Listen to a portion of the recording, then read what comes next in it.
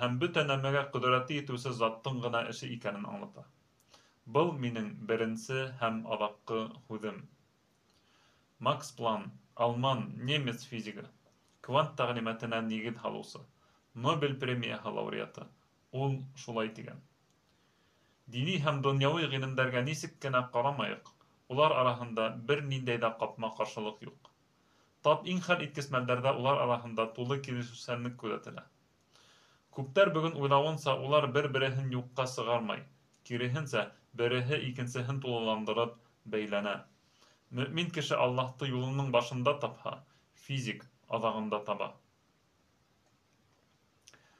Әгәр бер кеше мин ҡала урамында бер машина күрҙем, уның йөрөтөүсеһе юҡ ине. Автопилот менән бутама. Урам буйлап сәғәтенә 60 км тиҙлек менән китеп бара. Юл ҡағиҙәләрен тейешенсә үтәй. Үҙенән-үҙе юлбаҙыҡ